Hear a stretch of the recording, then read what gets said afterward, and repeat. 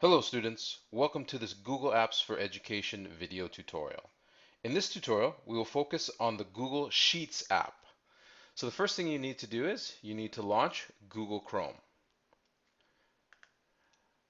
When you get into Google Chrome, you'll be at the Peel BYOD page. So let's click on Google Drive. You will probably be asked to log in to Google. So remember, your username is your student number at pdsb.net. And your password is your birth date, year, month, day. When we click on My Drive, we should launch to this page. So there are a number of ways to get to Google Sheets. In the top left-hand corner, there's a red button, New. You can click on that, and one of the options is a new Google Sheet. Okay? Another way we can do it is in the top left-hand corner, we can go to the Apps Launcher. And once we go to the apps launcher, Google Sheets should be one of your options. So either way you do it, once you get to Google Sheets, you may think about adding Google Sheets to your bookmarks bar like I have here. Okay? All right, so let's start a new sheet. So what is Google Sheets? Well, if you've ever used Microsoft Excel, it is very similar to Microsoft Excel. It is basically a spreadsheet program, but it is a much more simplified version than the one that Microsoft has put out. Okay? All right, in the top left-hand corner, okay, we have an untitled spreadsheet. So let's call this Sheets Tutorial. Sheets Tutorial. Okay, let me say, put an S there, Sheets Tutorial. All right. Here along the top row, we have our columns labeled by capital letters. And then down the left-hand side, we have our rows labeled by number. So the top left-hand box, this is called a cell. This is called A1. So I want you to click in A1. It's probably already highlighted, ready to go. And here's where we put the title of our spreadsheet. So often the discussion comes around every 4 years of what team do you root for in the World Cup? Okay, this is another popular topic is what team would you root for in Euro? Okay, so today this is going to be an imaginary survey that I've conducted about favorite World Cup teams. Okay, favorite World Cup teams. So you notice as you type that the box or the cell expands so that it contains all of your text. Okay? All right. Let's go to cell C3. So look down the C column and then look across the 3 row. And in C3, we're going to type our name. So I want you to start with by, and then your first name, last name, and then class. Okay? So your first name, last name, and your homeroom class. Okay. Now the good thing about any of the Google apps is that they save automatically. So let's click outside of that cell. All right. So in the top bar here, okay, we can adjust the size of our columns. So I'm going to place my cursor, my mouse, between column A and B, and I'm going to get the double arrows. So I can click on that, hold the mouse button, and then I can drag it to the left or right. To the right would expand the column, to the left would shrink the column. So what I want to do is I want to shrink column A, and then I want to do the same for column B. Okay? What I want to do with column C is I want to make column C a little bit wider. So we get practice of adjusting the widths of all of our columns. Okay, so normally in a spreadsheet, we start in cell C5 with our first column heading. So if I went around and surveyed all of these people, then of course the main type of answer that we'd be given is the country that these students, that these people preferred to cheer for. Okay?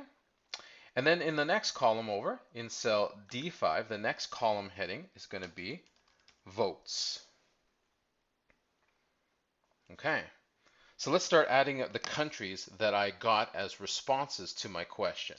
So in cell C6, let's type in Argentina. And then if you want to drop down to the next cell, you simply hit the Enter key. So I'm going to hit Enter on my keyboard, and I'm ready to go with the next cell down. The next country, I'm going to put these in alphabetical order, is Brazil. Then I'm going to hit Enter. Next country is England. Make sure you capitalize these countries. All countries need to be capitalized. Hit Enter. Then I'm going to put in Germany. And then hit Enter. And I'm going to type in Italy. And drop down to the next cell. Netherlands. Drop down to the next cell. Portugal. Hit Enter. And Spain. Okay, so these were the countries that represented the responses that I got from the people that I surveyed. Unfortunately, no responses for Canada, and even more sadly, no responses for Team Japan. Okay, so let's type in the data that I collected. So let's go to cell D6. So how many people voted for Argentina? 10. So type in 10 using your number pad on your keyboard, and then hit Enter. 17 people voted for Brazil. 6 people voted for England. 14 people voted for Germany. 7 people voted for Italy.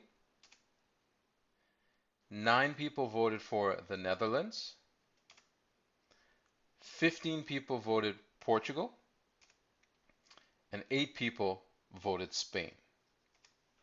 Okay, so here we have the makings of a very simple spreadsheet or table in this case. So what I want to do is I want to highlight or bring out that data table. So what I'm going to do is I'm going to start in cell C5 because that's where our data started. Our data started with this column heading. I'm going to click and hold my mouse button, and then I'm going to drag down and then to the right one column. So I'm going to end up in cell D13 where I've typed in the number 8, and then I'm going to let go. So what I've done is I've highlighted exactly the cells that I've used for my table. So be very careful that you don't include other cells, like one more column here. This is not correct. Be careful not to include any more rows like this. This is not correct either. Okay? All right, so let's do that again. Cell C5 down to cell D13. Okay? Many of you have noticed that you can pull across and then down, or you can pull down and then across, or you can kind of do it all at the same time, across and down. Okay, so I've got this area highlighted. So from the top toolbar here, let's click on the border button. So we have a number of borders to choose from. Let's click the down arrow here. And what we want is we want all of the lines to have a border on it. So I'm going to click the all border button. Okay, so what I've done is I've created a data table now. Okay, I have a couple options here. I can change the border color, and then I can also change the border style. But we definitely want a solid line, and we want to use black in this case. Okay, all right. So now what I want to do is I want to address these column headings. So I'm going to click on cell C5 and I'm going to drag across to cell D5 so that I've highlighted the 2 column headings. I want to bold them. So let's look for the bold button in the toolbar. I'm going to bold them and I want to center them. So centering is over here where you have an alignment tool. So I'm going to click the down arrow and I'm going to choose center. So that should push the column headings to the center, and that's what we want. Looks very nice. Okay? All right. So let's say I wanted to add up all of these votes. Okay? So it's not like, let's say I've got all the votes in, and then I'm thinking, I wonder how many people took my survey. So there's a really good, easy function to add these up. You can take out a calculator and add them, or what we can do is, what I'm going to do is I'm going to click on cell D6, where I have typed in the number 10, and I'm going to drag down to cell D13. So basically, I've highlighted all of the numbers, all of the votes, okay? And then from the top toolbar, you see these funny looking symbols here. The last one here is functions. So if you click on functions, you click the down arrow, and you get a number of functions here. So if I wanted to add them all up, I click on sum. So I'm going to click on sum, and then what's going to happen is you're going to have a dotted line, you're going to have a highlighted cell here that's basically going to tell you what the computer is going to do for you. Okay? So this is the formula it's going to use, and then I want you to just hit enter. So now we've got a total number of votes. So from my survey, 86 people voted. So in cell C14, I should probably type in the word total. Okay? All right. So what if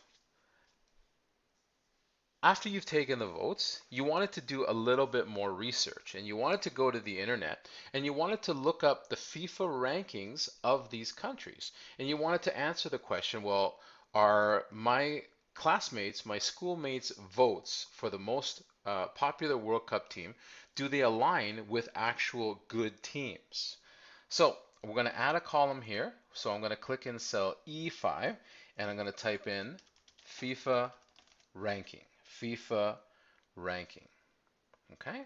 So all this requires is you go to the internet, you look up World Cup FIFA rankings, and then I'm going to do a little bit of research for you here. So I've looked it up. At the time that I'm recording this video, Argentina is ranked number 1. So I'm going to type in number 1.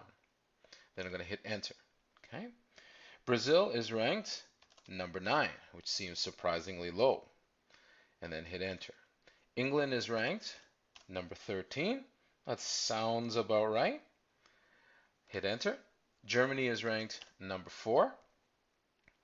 Hit enter. Italy is ranked number 10. Netherlands is ranked number 26 at one time. A very powerful team, only recently not so much. Portugal is ranked number 6. And Spain is ranked number 8. So, in terms of the people who voted for their favorite World Cup team, we don't have the number 2 team in the world represented, or number 3 team. Okay? That's okay. So this is just research that I have done on my own. This had nothing to do with the survey. So I'm going to put a little note here underneath. Okay? So I'm going to put a little asterisk sign as of August 2016. So that's the little note that I'm going to add here. Okay, so I've added a lot of data that is no longer part of the table. We've got these kind of loose pieces of information. So I'm going to go back and redo the border. So I'm going to start in cell C5 and I'm going to drag across this time down to cell E14. Okay, and I'm going to let go. Now you see I've got this area highlighted. Okay, be very careful that you don't have any other cells highlighted. I'm going to go back to the border button and I'm going to click on all borders. Okay, so now I've got those new pieces of information included in my table. All right, so let's go back and fix this column heading, FIFA ranking. I'm going to click in cell E5. I'm going to hit border. Remember, all column headings should be centered and bolded. I'm going to go across to the align tool and hit center. Okay. All right, so we've got a good looking table here. Now, you may be looking at these numbers and you might not like them on the right-hand side. Now, the reason why the numbers push to the left-hand side is because I inserted the number sign. So what I can do is I can click in cell E6 and highlight down to cell E13. So I've got basically all of these numbers highlighted. And again, I can use the align tool and push these numbers to the right. Okay? You may also consider having the numbers centered. So it's up to you. Definitely we know that to the left, align left does not look right. Okay? You can make an argument that having the numbers centered looks cool, or of course to the right. Okay? Okay, so let's say you had this information and you found it very interesting. So then you thought, okay, well, part 2 of my survey, maybe I can go back and ask the teachers. So at first, when I sent my survey out, I was only surveying students. So what if I go back to cell D5 And then in the text portion up here, I can click, see where I am in the top left-hand corner? I can click in front of votes, and then I can add student votes here. And then what I can do is I can add another column. So let's say I want to add the column between this column, student votes, and FIFA ranking. So what I can do is I can highlight this column of the table. Okay? And then I can go to Insert, and I can choose Column to the left, because that's where I want the new column. I want the new column between student votes and FIFA ranking. So I'm going to choose Insert, Column Left. So I went up to the Insert pull-down menu, and I chose Column Left. So now I've got a great space for my new piece of data, and I'm going to start with cell E5, start with the column heading, and I'm going to type in teacher votes.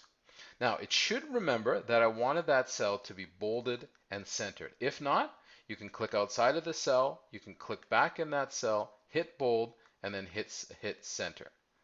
Okay? All right, so let's add some new data. So I didn't get to survey as many teachers, so here are the results. So for Argentina, 3 people chose Argentina, then hit enter. For Brazil, 2 people voted. For England, 5 people voted for England. Then for Germany, 6 people voted. Italy, 4 people voted. Netherlands, 2 people voted. Portugal, 6 people chose Portugal. And for Spain, only 1 teacher chose Spain. Okay? All right. So now let's do the same thing. Let's use that sum function. So let's click in cell E6 and then drag down to cell E13. So we're going to add these values up. So remember how to do it? From the top toolbar, let's go all the way to the right and choose Functions, choose Sum. It's going to show you that this is where the sum is going to be placed, and then hit Enter. Okay? All right. So we basically added all of the data. We have a good looking table. So now let's just do the finishing touches. Okay? In the top left-hand corner, let's click in cell A1. Now remember, this title is in cell A1. It's not in cell C1. So if I type in cell C1, even though it looks like some of the letters are here, you'll notice that there is nothing in that cell. So you have to click in cell A1. All right, let's increase the size. Let's make it size 12. Let's bold it. That looks pretty good. Okay, let's click in cell C3. Let's increase the size of your name to size 11, and then let's italicize your name. Okay, now let's have a look at this, this word here, total. Now, let's click in cell C14, and let's experiment with pushing this word to the right. Now, is it more handy to have that word closer to these total numbers? Maybe it is. Okay. All right, so let's click in cell C14, D14, and E14. Now these 3 cells contain very special information. In fact, it's information that I didn't collect through my surveys. It's information that I determined after my surveys had been completed. So what I can do is I can fill. So I'm going to go to the toolbar here. I'm going to look for the paint can, fill color tool, and what I can do is I can highlight that information. And I can bold it as well to make it stand out. Okay, this is just a footnote. It's not that important. All right, the last thing we can do, one of the last things we can do is we can adjust the column. So what we don't want is we don't want a huge column with a lot of empty space here. So we also don't want the column to be really jam-packed here. So give it a little bit of room so that, remember, it's easy to read. When we present data, we always want the data to be easy to read. Don't make these column headings too skinny, because what's going to happen is your column heading is going to be cut off like that. That does not look very professional. Okay, give it enough space here. Okay. All right, so the last thing we can do is we can highlight the whole project. So what I did was I started in cell A1 and I just held the mouse and I dragged down farther than the area that I used. Okay, And then you can go to fonts and you can choose the font that you like. The font that I like in Google is Calibri. So I'm going to change it to Calibri. Some people think that the Calibri font is a little bit too small, so you can choose something else. Just try not to choose something that is too fancy, that is too difficult to read. Okay, so now you've created a very good looking table inside of a spreadsheet. So this concludes this video tutorial on the Google Sheets app. Thanks for watching. Bye.